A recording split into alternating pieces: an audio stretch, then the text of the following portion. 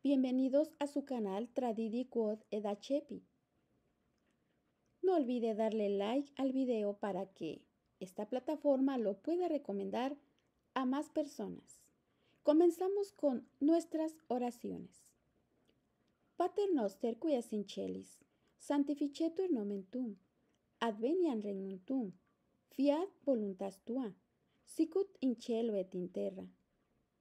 Panem nostrum quotidiano da nobis hodie, et dimitti nobis debita nostra, sicut nos dimittimus debitoribus nostris, et ne nos inducas in tentationem, sed libera nos a malo. Amén. Ave Maria, gratia plena, Dominus tecum, benedicta tu in mulieribus, et benedictus fructus ventris tui, Iesu. Sancta Maria Mater Dei, ora pro nobis peccatoribus, nunc et in hora mortis nostre. Amén. Sancte Micaeli Arcangele, defendenos in praelio, contra nequitiam en insidias diaboli, esto presidio. Imperet illi Deus, supplices deprecamur, tuque princeps militia celestis, Satanam aliosque spiritus malignos, qui ad perditionem animarum pervagantur in mundo. Divina virtute in infernum detruth. Amén. Cor Jesus sacratitium, miserere nobis. Cor Jesus sacratitium, miserere nobis. Cor Jesus sacratitium, miserere nobis. A continuación, comparto el libro de Monseñor Marcel Lefebvre con su lema: Soy yo el acusado, quien tendría que juzgaros. Estudiaremos actas del magisterio y comentarios de los documentos pontificios que condenan los errores modernos. Ahora estudiaremos la encíclica Quo Graviora del Papa León XII sobre la masonería el 13 de marzo de 1826. La encíclica Quo Graviora, publicada por el Papa León XII el 13 de marzo de 1826 y que trataba sobre la masonería, tiene la particularidad de contener el texto completo de los documentos publicados por los papas precedentes, principalmente la carta de Clemente XII, 1738, la de Benedicto XIV, 1751, y la de Pío VII, 1821. Con lo que vemos que desde 1738, es decir, desde hacía ya un siglo, los papas ya habían denunciado las sociedades secretas y lo siguieron haciendo después de el Papa León XII. Este papa quiso volver a poner estos textos ante los ojos de los obispos y fieles, porque, por desgracia, no se había hecho bastante caso a las advertencias que contenían, y estas sociedades se desarrollaban cada día más. Quo Graviora empieza así. Cuanto más graves son los malos y males que aquejan a la grey de Jesucristo, nuestro Dios y Salvador, tanto más deben cuidar de librarla de ellos los pontífices romanos, a quienes en la persona de San Pedro, príncipe de los apóstoles, se confió la solicitud y el poder de apacentarla.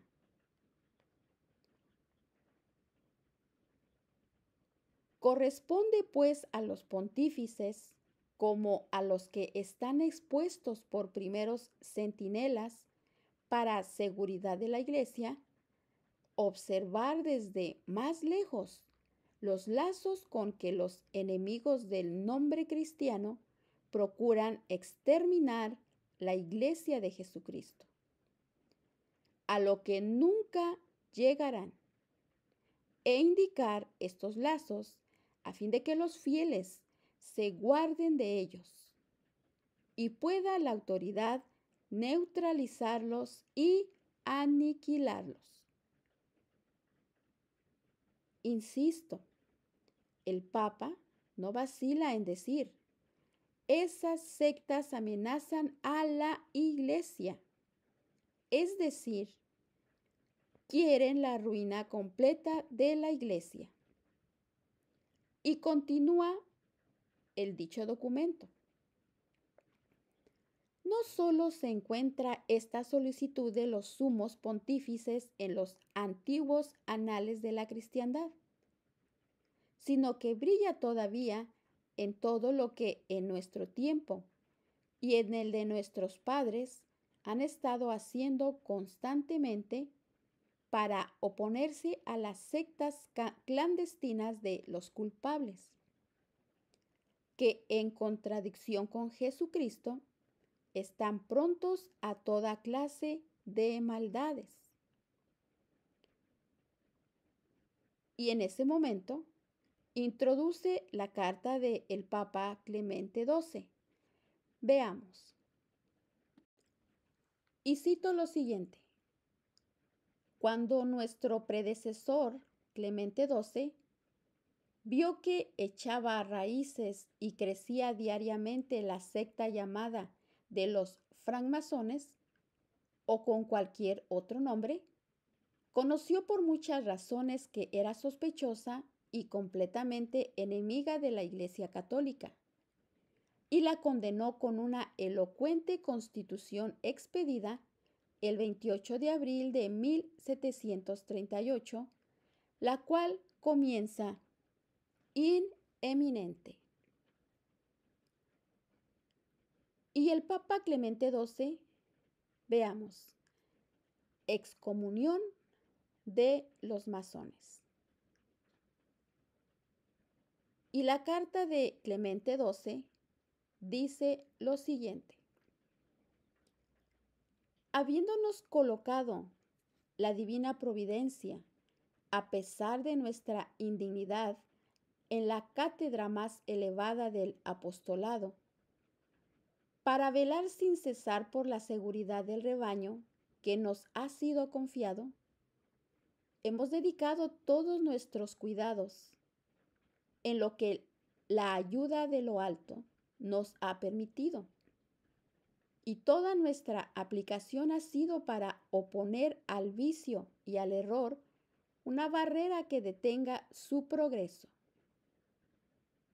para conservar especialmente la integridad de la religión ortodoxa y para alejar del universo católico en estos tiempos tan difíciles todo lo que pudiera ser para ellos motivo de perturbación. Estimado oyente, qué claros y sencillos eran en otro tiempo los papas. Decían, somos los pastores y tenemos que proteger al rebaño. ¿Contra qué? Contra los errores y contra los vicios. Por esto, denunciamos los vicios y los errores y proclamamos la verdad del Evangelio. Podía ser más claro, con tales pastores que no tenían miedo en decir, cuidado, evitad tal o cual cosa. Aquí hay peligro. Seguid la verdad de la Iglesia, etc. Se sentía seguridad. Ahora, después del Papa Juan XXIII, ya no sentimos esto.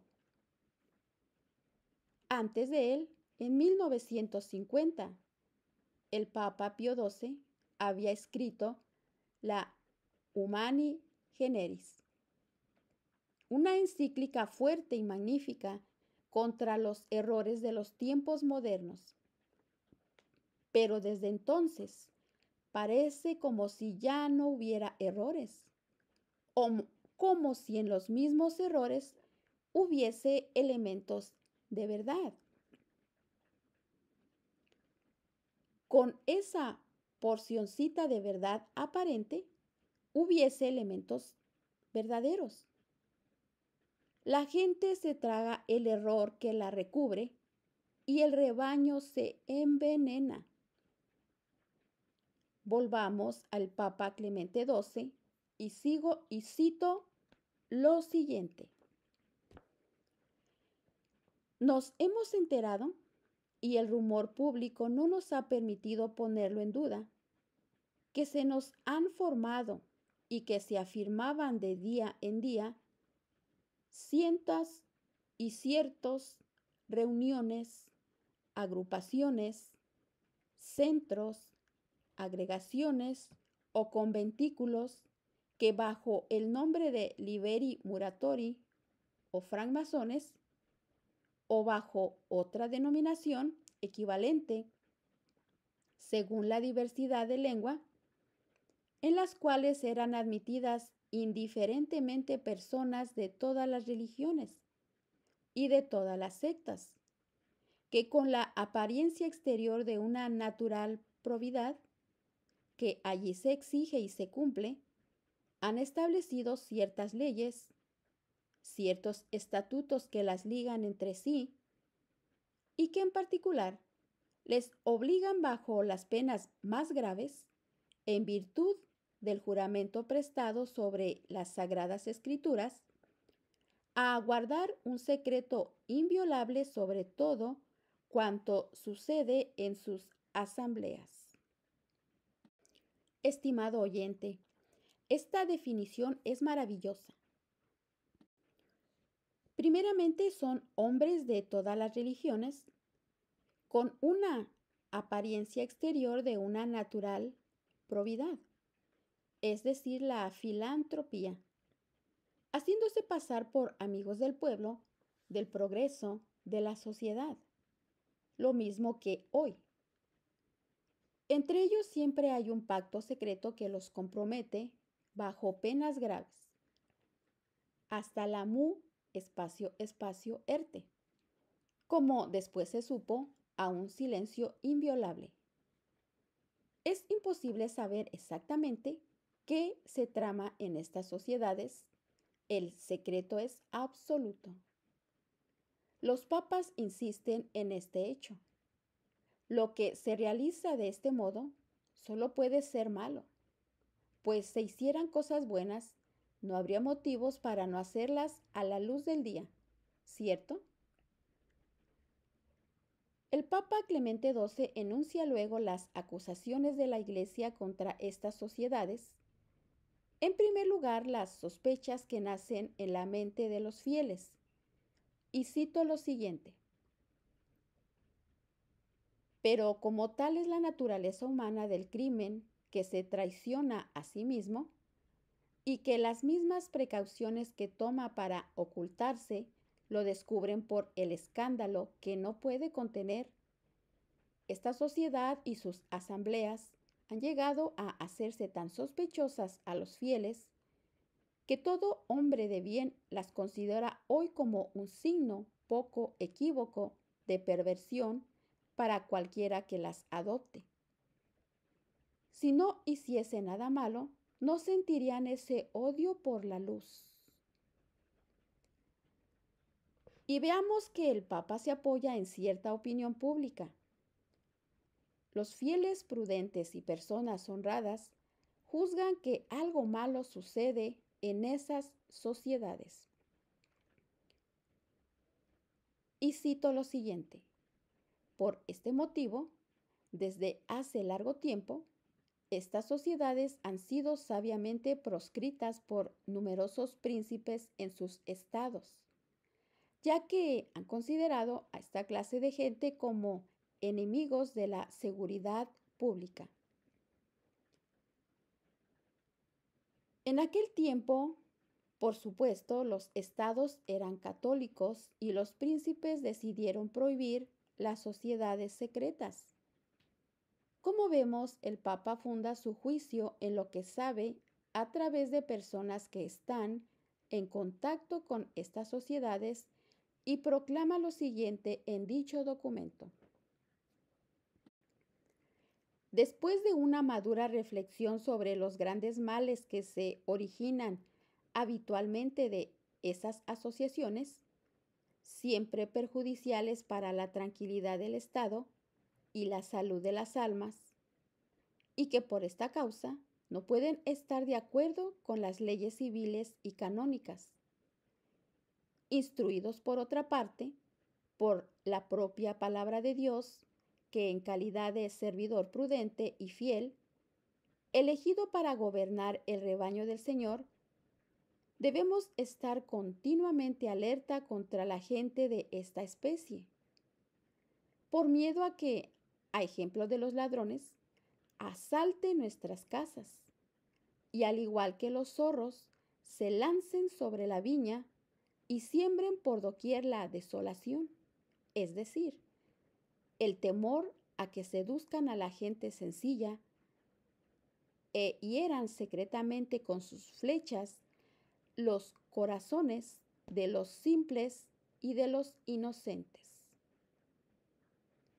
Finalmente, queriendo detener los avances de esta perversión y prohibir una vía que daría lugar a dejarse ir imprudentemente a muchas iniquidades, y por otras varias razones de nos conocidas, y que son igualmente justas y razonables, después de haber deliberado con nuestros venerables hermanos, los cardenales de la Santa Iglesia Romana, y por consejo suyo, así como por nuestra propia iniciativa y conocimiento cierto, y en toda la plenitud de nuestra potencia apostólica, hemos resuelto condenar y prohibir, como de hecho condenamos y prohibimos, los susodichos centros, reuniones,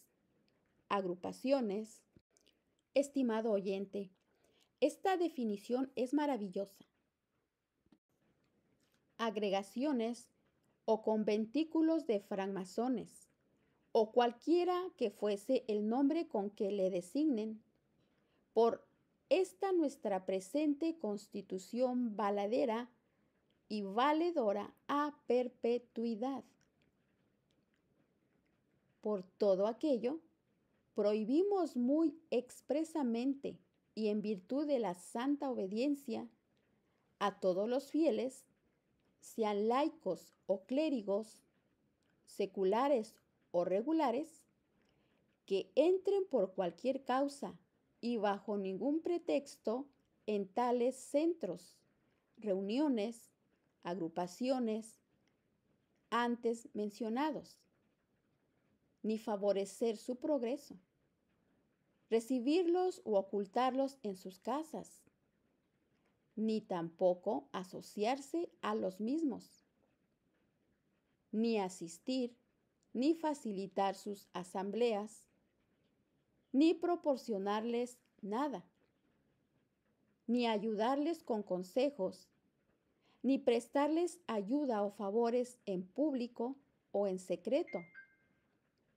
ni obrar directa o indirectamente por sí mismo o por otra persona, ni exhortar, solicitar, inducir, ni comprometerse con nadie para hacerse adoptar en estas sociedades,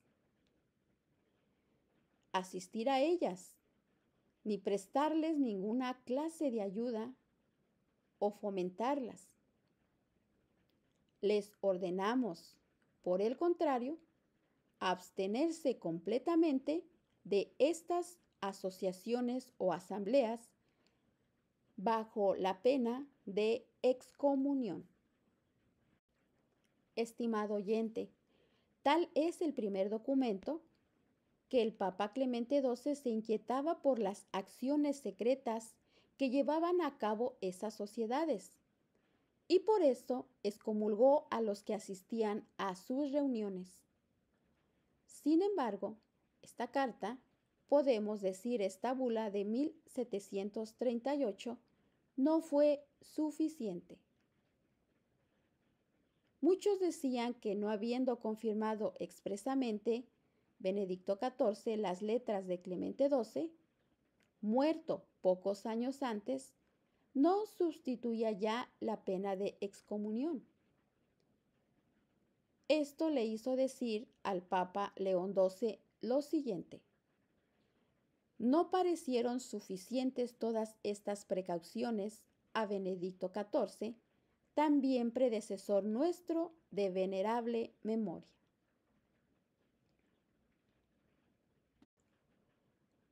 Benedicto XIV lucha contra el indiferentismo. Y cito: era seguramente absurdo pretender que se reducían a nada las leyes de los pontífices anteriores, al no ser expresamente aprobadas por los sucesores. Por otra parte, era manifiesto que la Constitución de Clemente XII había sido confirmada por Benedicto XIV diferentes veces. Con todo eso, pensó Benedicto XIV que debía privar a los sectarios de tal argucia mediante la nueva Constitución expedida el 18 de mayo de 1751 y que comienza providas. El Papa León XII se refiere a este segundo documento. Primeramente, Benedicto XIV explica por qué ha juzgado oportuno confirmar el acto de su predecesor. Y cito lo siguiente: nuestro predecesor Clemente XII, de gloriosa memoria, en 1738, el octavo de su pontificado, ha condenado y prohibido a perpetuidad ciertas sociedades llamadas comúnmente de los francmasones, prohibiendo a todos los fieles de Jesucristo y a cada uno en particular, bajo pena de excomunión, que se incurre en el mismo acto y sin otra declaración, de la cual nadie puede ser absuelto, a no ser por el sumo pontífice.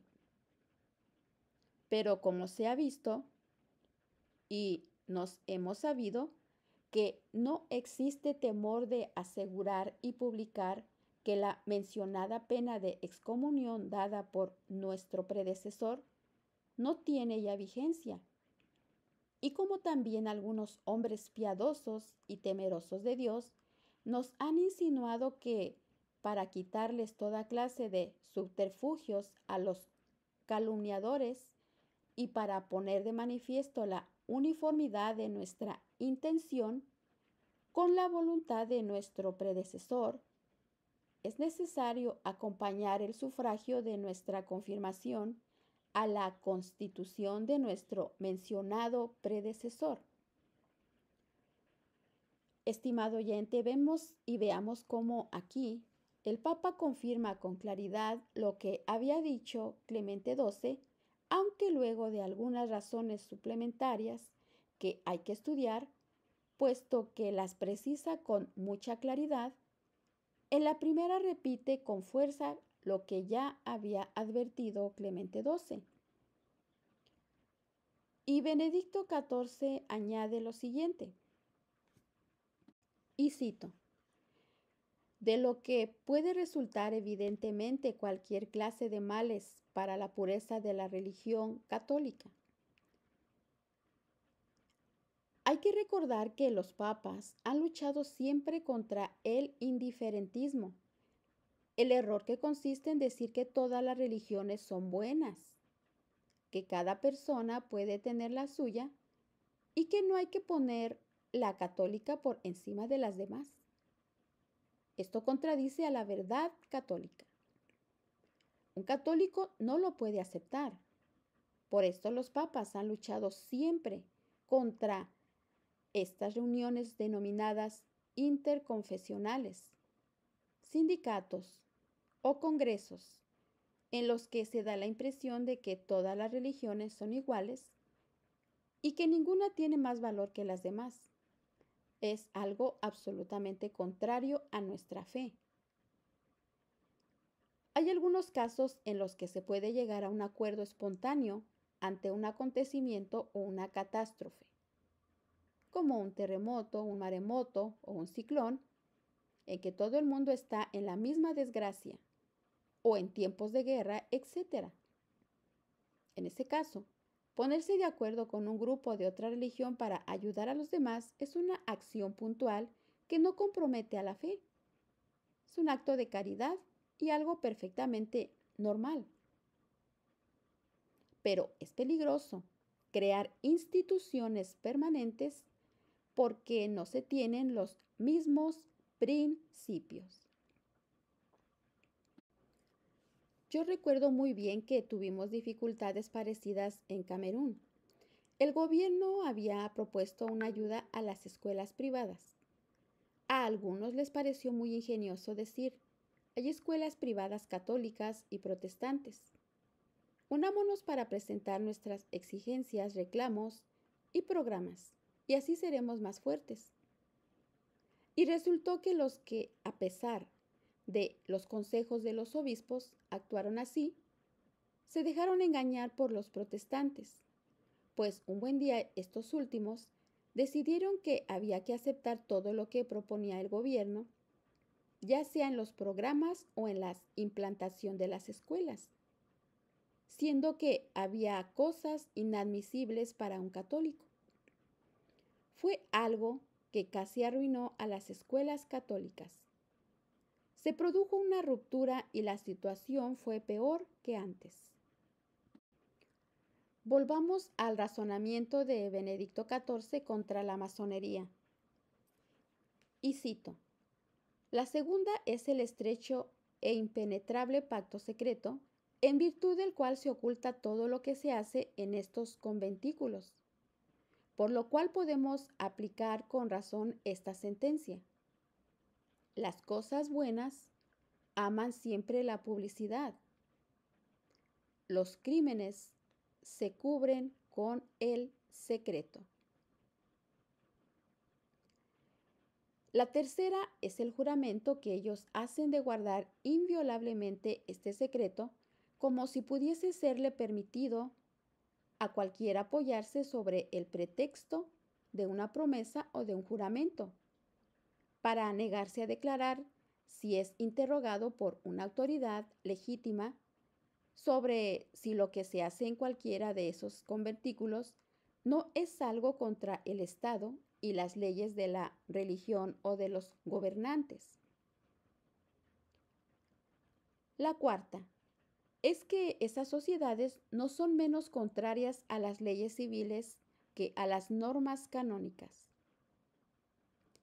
La quinta es que ya en muchos países las dichas sociedades y agregaciones han sido proscritas y desterradas por las leyes de los príncipes seculares.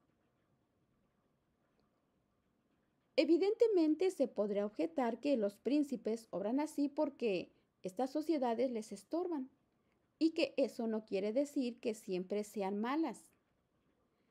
Pero el Papa se apoya en los príncipes seculares católicos que creen que no pueden tolerar estas asociaciones que se esconden y obran en secreto. Veamos la sexta. Estas sociedades gozan de mal concepto entre las personas prudentes y honradas, y alistarse en ellas es ensuciarse con las manchas de la perversión y la malignidad. El Papa se apoya en la opinión de personas prudentes y honradas y luego insiste, como su predecesor, ante los prelados, obispos, ordinarios del lugar, superiores eclesiásticos y también ante los príncipes y jefes de Estado para pedirles que luchen contra esas sociedades secretas. El segundo documento de Benedicto XIV, León XII añade una reflexión. Reprocha a los gobiernos y jefes de Estado que no hayan tenido en cuenta los avisos de los papas. De modo que las sociedades secretas siguieron expandiéndose y difundiendo el mal. Y cito lo siguiente de dicho documento. Ojalá los espacionantes de entonces hubiesen tenido en cuenta esos decretos que exigía la salvación de la Iglesia y del Estado. Ojalá se hubiesen creído obligados a reconocer en los romanos pontífices, sucesores de San Pedro, no solo los pastores y jefes de toda la Iglesia, sino también los infatigables defensores de la dignidad y los diligentes descubridores de los peligros de los príncipes. Ojalá hubiesen empleado su poder en destruir las sectas cuyos pestilenciales designios les había descubierto la Santa Sede Apostólica. Habrían acabado con ellas desde entonces, pero fuese por el fraude de los sectarios, que ocultan con mucho cuidado sus secretos. Fuese por las imprudentes convicciones de algunos soberanos que pensaron que no había en ello cosa que mereciere su atención, ni debiesen perseguir. No tuvieron temor alguno de las sectas masónicas, y de ahí resultó que naciera gran número de otras más audaces y más malvadas. Pareció entonces que, en cierto modo, la secta de los carbonarios las encerraba todas en su seno. Pasaba esta por ser la principal en Italia y otros países. Estaba dividida en muchas ramas que solo se diferencian en el nombre, y le dio por atacar a la religión católica y a toda la soberanía legítima. Como vemos, estimado oyente, el Papa no vacila en señalar esta nueva secta, que ataca abiertamente a la religión católica y autoridad legítima del Estado.